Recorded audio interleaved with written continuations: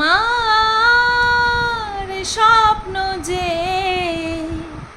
সত্যি হলো আজ, আমার স্বপ্ন যে সত্যি হলো আজ। কাছে এলো এতদিন, দূরে ছিল যে, রঙে রঙে জীবন ভরে দিল সে। আমার স্বপ্ন যে সত্যি হলো আজ। হ্যালো বন্ধুরা, কেমন আছো সবাই? আশা করছি তোমরা সবাই ভালো আছো, আর আমিও ভালো আছি। যা লাগছে, মাথায় নাই চুল, তার মধ্যে আবার কুচি কুচি চুলগুলি চোখে মুখে আইসা বসে। তো গানটা অবশ্যই কন্টেন্ট রিলেটেড, আর সেই কন্টেন্টটা হচ্ছে আমার মিনা ওয়াশিং পাউডার, মিনা মিনা। তো সেই মিনাকে রিলেট করেই এই গানটা আমি করলাম। কত স্বপ্ন পূরণ করছে, কত স্বপ্ন, কারণ স্বপ্ন স্বপ্ন স্বপ্ন স্বপ্ন দেখে মন। মানুষের স্বপ্ন দেখার শেষ নেই, মানুষের আশা চাওয়া পাওয়া এগুলো মৃত্যু অন্তহীন থাকে, এগুলো অন্তহীন। মানুষ যদি বলে একটা টাইমে এসে আমার সব পাওয়া হয়ে গেছে, তাহলে ভাববা যে সে মিথ্যা কথা বলছে। এই জীবনে আমার আর কিছু পাওয়ার নেই, কিছু চাওয়ার নেই, সে মিথ্যা কথা বলছে। ঠিক আছে, মানুষের চাওয়া পাওয়ার কখনো শেষ হয় না। তো সেরকমটাই দেখছি। আগে কাকে নিয়ে বলবো? আজ দুজনকে টস করি। আজকে মিনাকে নিয়ে প্রথমে বলবো। অ্যাকচুয়ালি এটাই আমার ইচ্ছা ছিল। তো মিনাকে নিয়ে প্রথমে বলি। 1.5 লক্ষ টাকা দামের ফোন দেখাইয়া বিশাল ভাব না, সুতপাতি হিংসা করে, মানে মিনা বলে নাই, আদার্স ভিউয়ার্সরা বলছে তুমি হিংসা করো। এমন ফোন নেছে যে সেইখানটায় বারবার বলতে হয় অরিজিনাল কালারটা বোঝা যাচ্ছে না, ওখান থেকে লাইটটা আসছে তো কীরকম একটা লাগছে, অরিজিনাল কালারটা কিন্তু খুব সুন্দর। 1.5 লক্ষ টাকার লেটেস্ট একদম মডেল, আইফোনের latest model, iPhone 15 pro max, 1,49,000 rupees only. সেই ফোন নিয়ে এখন বলে কালারটা ঠিক মতন আসছে না। হোয়াই? কেন আমরা শুনবো, কেন আমরা মানবো? আমরা অরিজিনাল কালার দেখতে চাই, ওসব আমরা শুনবো না, ওসব বাহানা আমরা শুনবো না। এত দামের ফোন নিয়ে কি বলছিলা যে আমাদের ভিডিওর জন্য ক্যামেরাটাই তো মেন অস্ত্র, তো সেই ক্যামেরাটা যদি ভালো না হয় তাহলে ভালো ভালো ভিডিও তোমাদেরকে উপহার কেমনে দেব? তো এখন যদি বলো অরিজিনাল কালারটা আইফোনেও তোমার বোঝা যাচ্ছে না, দিস ইজ নট ফেয়ার।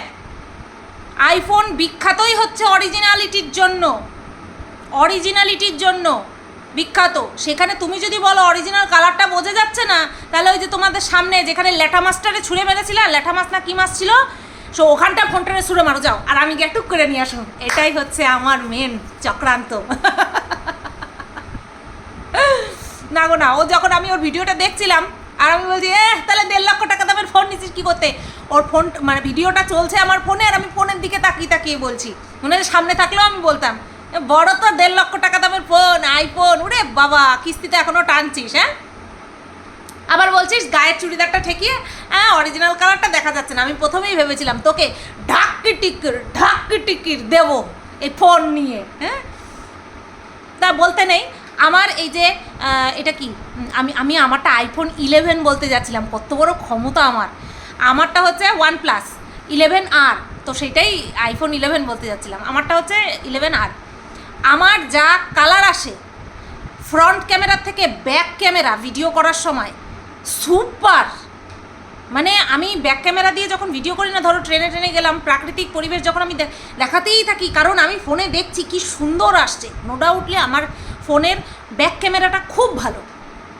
ঠিক আছে, তো কোনো রকম কোনো এক্সট্রা কারসাজিও আমি যখন ভিডিও আপলোড করি, হচ্ছে তোমার ব্লগ ভিডিও আপলোড করি, তখন কোনো রকম ওই অ্যাডজাস্টে গিয়ে কালার ঠালার চেঞ্জ করা, ব্রাইটনেস বাড়ানো, ওই সমস্ত আমি কিচ্ছু করি না, এক্সপোজার বাড়ানো, ওই সমস্ত আমি কিচ্ছু করি না। যেরকম থাকে আমি সেরকম দিয়ে দিই, কারণ আমি স্যাটিসফাই আমার ফোনের কার্যক্ষমতা দেখে। কিন্তু দেখো বলছে অরিজিনাল কালারটা আসে না। কেন রে, কেন কেন কেন? খুব তো বলেছিলি ভালো ফোন দিয়ে ভালো ভিডিও দেব, অন্ধকারে বসে বসে তারপরে ভালো ভিডিও দিচ্ছে।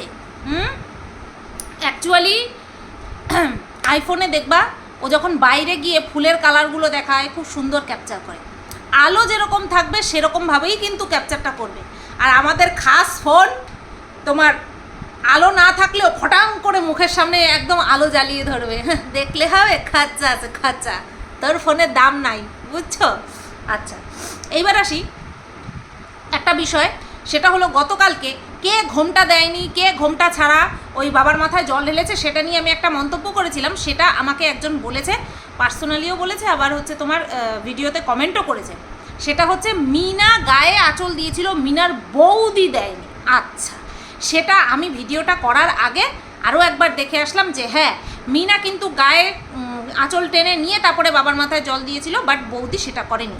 বৌদি কি করেনি আই ডোন্ট কেয়ার, কারণ বৌদি ব্লগার নয়, আমি বৌদিকে কিছু বলবো না। তো যাই হোক, নেক্সট যখন করবে তখন হয়তো অবশ্যই করবে। এগুলি কি বলো তো, এগুলি শিক্ষার জিনিস, আস্তে আস্তে মানুষে শেখে। মানুষের মায়ের পেটের থেকে সব কিছু শিখে আসে না। আমরা যেমন যখন সংসার করতে আসি তখনও কিন্তু আমরা বাপের বাড়িতে একরকমভাবে থাকি, শ্বশুর বাড়িতে তো সেই রকমভাবে থাকি না, আমরা পারবও না থাকতে। তো তখনই গিয়েই প্রবলেমটা হয়, অ্যাডজাস্টমেন্টে অসুবিধা হয়। আস্তে আস্তে আমরা শিখে যাই, তাই না, কীভাবে বাপের বাড়িতে থাকতে হয়, কীভাবে শ্বশুর বাড়িতে থাকতে হয়। তো এই বিষয়টা আমার ক্লিয়ার করার ছিল। হ্যাঁ, মাথায় ঘোমটা অথবা গায়ে আঁচল দিয়ে নিলেই হয়। পূজা করার সময় নাকি গায়ে আঁচল দিয়ে নিতে হয়, বা চুড়িদার যদি পরা থাকি তাহলে ওই ওড়না দিয়ে। আর যদি আমাদের জাতীয় পোশাক নাইটি যদি পরা থাকি, যদি এখন নাইটি না, নাইটি যদি পরা থাকি তাইলে তো আর কোনোভাবেই উপায় নাই গায়ে আঁচল দেওয়ার। ভাবো, নাইটি পইরা গা যদি ঢাকতে যাই তাহলে অন্য কিছু উল্টাপাল্টা হয়ে যাবে। ওই নাইটি পরলেও ওড়না একটা ব্যবহার করতে হবে, ব্যাস, তাহলে সমস্যার সমাধান। এবার হচ্ছে তোমার মিনাকে অনেকেই একটা দেখলাম কমেন্ট করেছে, সেটা হলো ফ্ল্যাটটা তো খালি খালি পড়ে রয়েছে, সেই তুমি বাপের বাড়িতেই থাকছো, তাহলে তুমি বাপের বাড়িতেই থাকতে পারতে, পয়সা খরচা করে ফ্ল্যাটটা নেওয়ার কী দরকার ছিল, এইরকম একটা কমেন্ট এসেছে। তার প্রত্যুত্তরে একজন লিখেছে, অনেকজনই লিখেছে, একজন লিখেছে তাতে আপনার কি, একজন লিখেছে ওর যেখানে খুশি ও সেখানে থাকবে। আবার একজন লিখেছে যখন ফোকলার সঙ্গে দেখা করতে হবে তখন ফ্ল্যাটে যাবে। তো বিভিন্ন রকম মতামত সবাই দিয়েছে, আমি আমার মতামতটা দিই, কারণ এই বিষয়টা আমার মধ্যেও চলছে যে সেই যখন তুই বাপের বাড়িতেই থাকবি তাহলে তুই কেন ফ্ল্যাটটা কিনতে গেলি। এইবার অনেকগুলো কারণ আছে। সেটা হচ্ছে পরপর তোমরা দেখছো যে ডেলিভারি দিচ্ছে মিশোর থেকে, বহুত ও ঘর সাজানোর সমস্ত কিছু আর কি অর্ডার করেছে। তো সেটার অ্যাড্রেস কিন্তু ওর বাপের বাড়ির ঠিকানাটাই দিয়েছে। খুব স্বাভাবিকভাবেই সেইগুলো বাপের বাড়ির ঠিকানাতেই আসবে এবং সেগুলো কালেক্ট করে নিয়ে একবারে যাবে। হ্যাঁ, এই যে জলের ব্যারেল কেনা, আচ্ছা রং তুই নিজে নিজেই করবি, উপর পর্যন্ত কি করে হাত যাবে? ও এক রকমের মই পাওয়া যায়, সেইগুলো নিয়ে তারপরে মনে হয় করবি না। আমার মতে এত পয়সা যখন খরচ হচ্ছে তখন রংটা প্রফেশনাল যারা রং করে, রঙের মিস্ত্রি, তাদেরকে দিয়ে করানোটাই উচিত। সব কিছুতে না নিজেরা আমরা পারি না, আমরা চাইলেও আমাদের দ্বারা হবে না। যেখানে তুই থাকবি, ঠিক আছে, যেখানে তুই পার্মানেন্টভাবে থাকবি বলে আমাদেরকে বলেছিস, তো সেই জায়গাটা সাজানো গোছানোর দায়িত্ব, ওই যেগুলো আর কি শো পিস নিয়ে এসছিস, তারপরে ঘর ডেকোরেট করার যে সমস্ত সামগ্রী, সেইগুলো তুই নিজে চেষ্টা কর। বাট এই যে ঘর রং করার দায়িত্বটা, এটা তুই নিজের কাঁধে তুলে নিস না, এটা কিন্তু ঘেটে হবে, আমি তোকে বলে দিলাম। যদিও বা আমি যখন বলি না কাউকে, বিশ্বাস করো, আমি যখন বলি না কাউকে তখন আমি জানি যে আমার কথার কোনো গুরুত্ব দেবে না, তারপরেও এটা আমার নেচারে দাঁড়িয়ে গেছে মানুষকে একটা ভালো বুদ্ধি দেওয়া। আর আফটার অল আমি এটা বলার পরিবর্তে তো আমি পয়সা পাচ্ছি, শুনলে ভালো, না শুনলে আরও ভালো। কালকে লাভলি ম্যাডাম একটা লাইভ করেছিল, নিশ্চয়ই তোমরা দেখেছো লাইভটা। 10,000 না 15,000 ভিউজ হয়েছে, 16,000 ভিউজ হয়েছে। আমি আজকে সকালে দেখেছি, কারণ কালকে যেই রাত্রে হচ্ছিল ওই রাত্রে আমার পক্ষে দেখা সম্ভব ছিল না। আজকে দেখলাম, বাদবাকি যাদের নিয়ে কথা বলেছে তাদের সম্পর্কে আমার কোনো মন্তব্য নেই, যার যা মনে হয়েছে সেটা সে বলেছে। বাট মিনার সম্পর্কে, মিনার বাচ্চার সম্পর্কে কিন্তু একটা কথা বলেছে, সেটা নিশ্চয়ই তোমরা শুনেছ, যে 7 বছর হয়ে গেলে কিন্তু বাচ্চা কিন্তু বাবার কাছেই থাকবে। যা করার এখন 4 বছর রানিং চলছে, মানে 3 বছর হয়ে 4 বছরের দিকে যাচ্ছে, হাতে কিন্তু মাত্র 3টে বছর আছে। কি হবে আমরা কেউ জানি না, তো যদি এইরকমভাবে লড়াই করতে করতে, কারণ আইনি প্রসেস, তো আইনি প্রসেস যে কত লং টার্ম হয় সেটা আমাদের কম বেশি সবার জানা আছে। তো এরকম চলতে চলতে যদি 7 বছর হয়ে যায় তাহলে কিন্তু ভুলে যাও, কারণ বাচ্চা নিজের মুখে বলবে আমি বাবার কাছে থাকবো।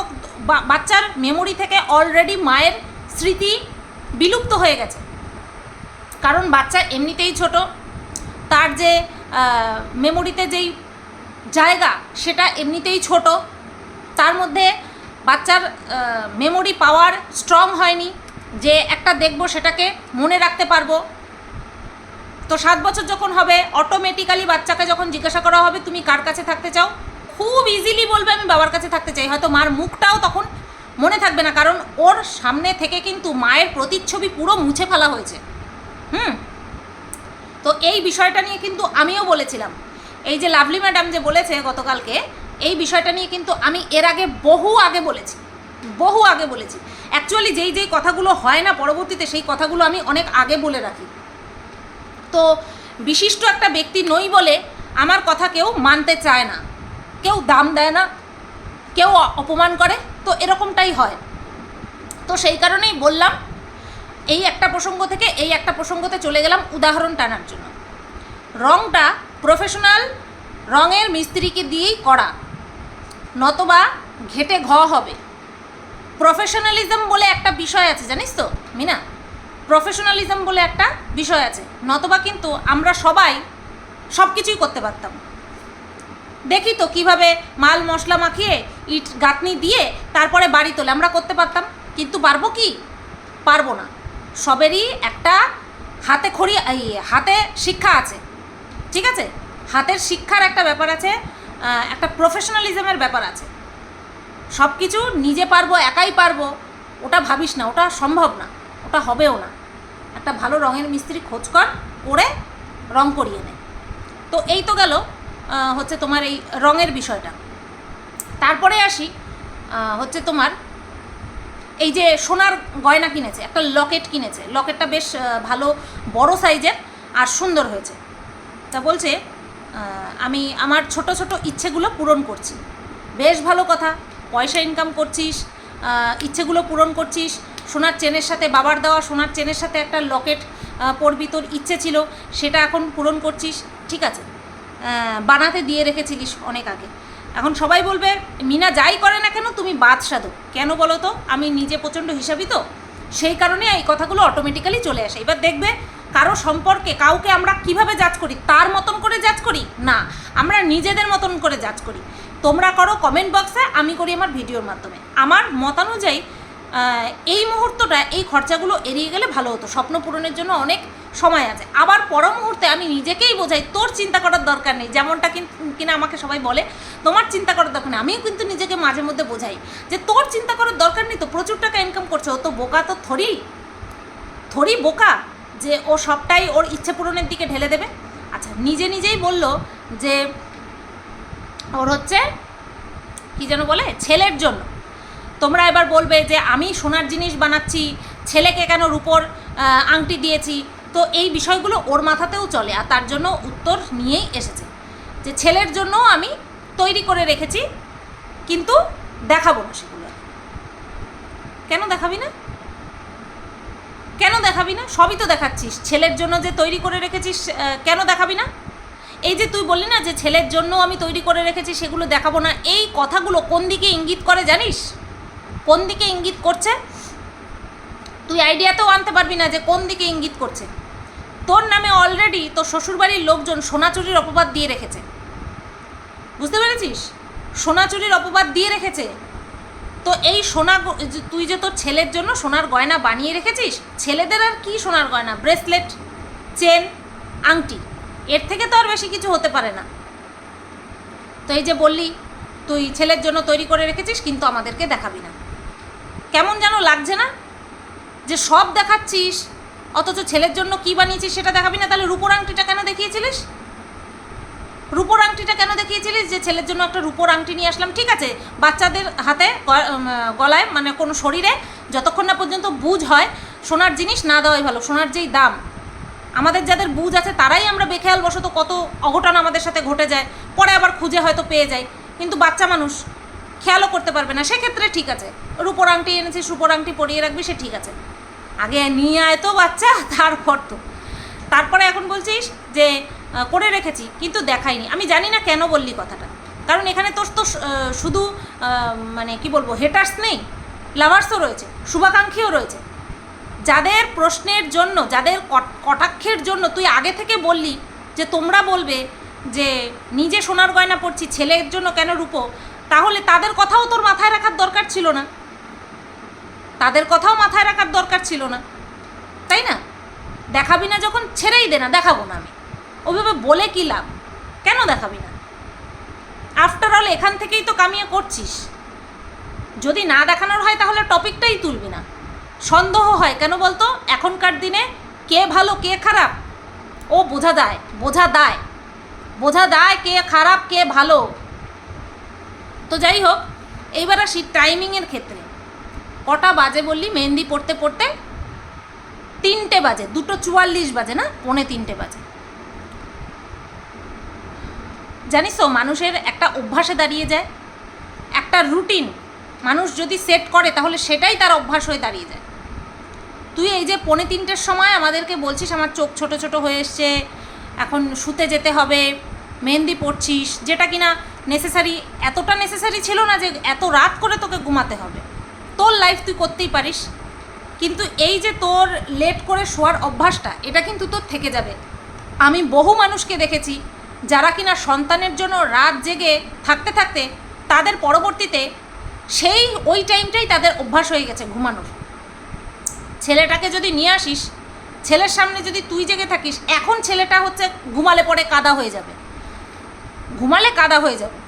কিন্তু পরবর্তীতে যখন বড় হবে তখন তোর এই অভ্যাসটাই ওর মধ্যে ঢুকবে। চেষ্টা কর একটা অভ্যাস তৈরি করার। নিজের মুখে স্বীকার করছিস যে তোমরা কি বলবে, আমিই বলছি যে আমি একদিকে এক্সারসাইজ করি আবার একদিকে খাই, এত খাওয়া খাই যে মোটা হয়ে যাচ্ছি। নিজের মুখে বলছিস না, কোনো ক্রেডিট না, নিজে যেই ভুলটা করছিস সেটা নিজের মুখে স্বীকার করে যে খুব বড় একটা ক্রেডিটের পরিচয় দিচ্ছিস, এমনটা কিন্তু না যে মানুষে আমাকে কি বলবে তার আগে আমিই বলে দিচ্ছি। তাতে করে কি তোর প্রবলেমটা কম হয়ে যাবে?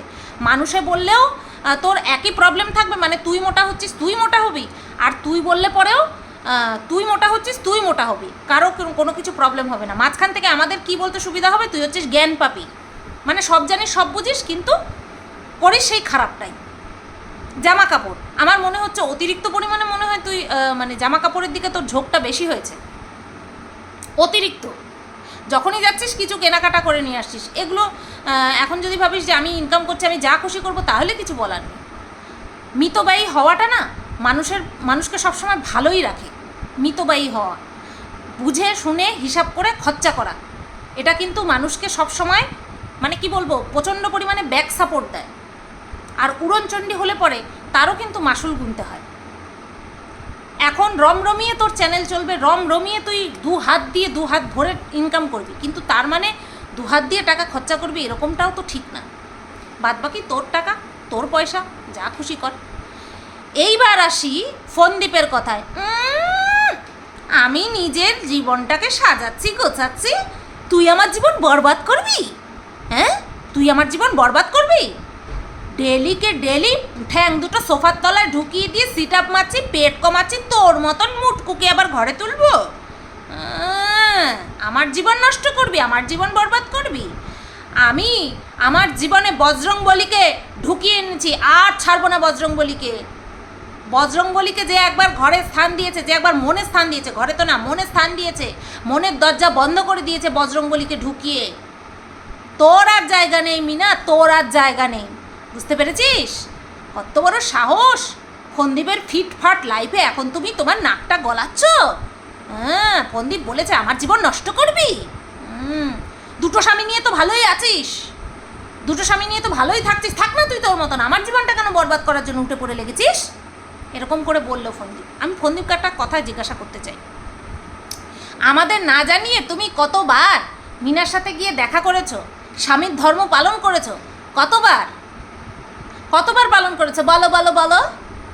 কারণ এই যে তুমি বলছো যে তুই তো বেশ ভালোই 2টো স্বামী নিয়ে আছিস, আমরা তো একজনকেও দেখছি না। আমরা তো না তো তোমাকে মিনার সাথে দেখছি, না তো ওই ফোক লাগে মিনার সাথে দেখছি, ঠিক আছে? তাহলে এই যে তুমি বলছো দুটো স্বামী নিয়ে আছিস, তাহলে কোথায়, কিভাবে? তাহলে কি তুমি ভেতরে ভেতরে যাচ্ছ, দেখা করে আসছো, আমাদের কিছু জানতে দিচ্ছ না? হ্যাঁ, নতবা বলো কি করে দুটো স্বামী নিয়ে আছে? ও তো এখন একা একা বাপের বাড়িতে পড়ে রয়েছে, আবার কিছুদিন পরে যাবে ফ্ল্যাটে, সেখানেও একা একাই থাকবে। আমার মনে হয় ওখানে তুমি যাও, নতবা তুমি বললে কি করে যে দুটো স্বামী নিয়ে থাকিস? এটা তো একেবারে নট ফেয়ার কথা, এটা তো একদম হ্যাঁ হ্যাঁ হ্যাঁ হ্যাঁ ঠিক বলেছি, এই কথাটা তো একদম ইললজিক্যাল কথাবার্তা। তুমি রয়েছো নিজের বাড়িতে, সারাটা দিন ওরে কুকুরের মতন খেদাচ্ছ, নিজের বউরে কুকুরের মতন খেদাচ্ছ, এমনি এমনি, না তোমার বাড়ি আইছে, না তোমার কোনো কিছু করছে, না তোমাকে কামড়াচ্ছে, না তোমাকে দেখে ঘেউ ঘেউ করছে, তুমি তাড়াচ্ছ, খেদাচ্ছ শুধু, ঠিক আছে? অথচ আবার বলছো যে ওনাকে দুটো স্বামী নিয়ে রয়েছে। बात कुछ समझ नहीं आई, जरा क्लियर करके बताना। यूँ तो तुम बोलते रहते हो लातों के भूत बातों से नहीं मानते। मेरा एक ठो सवाल है, तुम कौन सा भूत हो? तुम तो ना बातों से मानते हो ना लातों से मानते हो, तुमको क्या चाहिए, कील चौर घुषी? क्या चाहिए? আমি না খালি ভাবছি কীভাবে বলছে দুটো স্বামী নিয়ে আছে, কোথায় দুটো স্বামী? একটাও তো নেই, একটাও নেই, একা একা রয়েছে।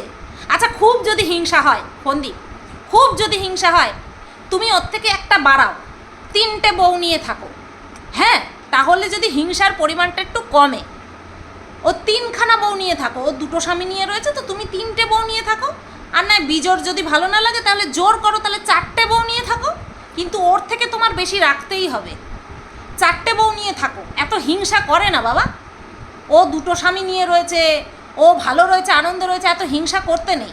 আবার বলেই বলছে কি, খুব রুডলি বলে ফেললাম, আসলে সরি বোন। আচ্ছা, একটা বোন হয়েছে, একটা নতুন বোন হয়েছে, এতদিন পর্যন্ত দিদি দিদি শুনতাম, সব দিদিদেরকে ইনক্লুড করে কথা বলতো, এখন নতুন কোনো বোন তৈরি হয়েছে, সেই বোন খালি বলে রেগে গেলে তুমি খাবার খাওয়া, তারপরে তুমি রুডলি কথা বলো, তুমি আইসক্রিম মুখের মধ্যে ঢুকিয়ে তারপরে কথা বলবে, মানে আইসক্রিম মুখের মধ্যে ঢুকাবে, এই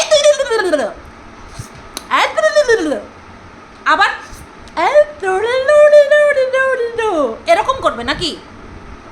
মানে আইসক্রিম মুখে দিলে ঠান্ডা ঠান্ডা কথা বলবে, তাহলে এইভাবে বলবে, এই দাঁড়াও আইসক্রিমটাকে খায় নি,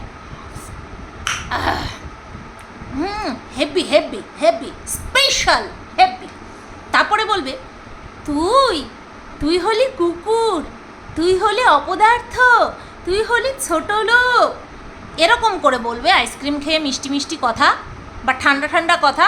এ কোন বন তৈরি হয়েছে ফন্দীপ তোমার? একজন তোমাকে বলছে ফিট হতে, জানি না সে কে, যার জন্য তুমি সোফার তলায় পা ঢুকিয়ে দিয়ে তারপরে সিট আপ মারছো, ঘাড় ঘুরাচ্ছ, হ্যাঁ, কত রকমের ব্যায়াম করছো, নিজেকে ফিট রাখছো। আর এই বোন কোথার থেকে উৎপত্তি হলো?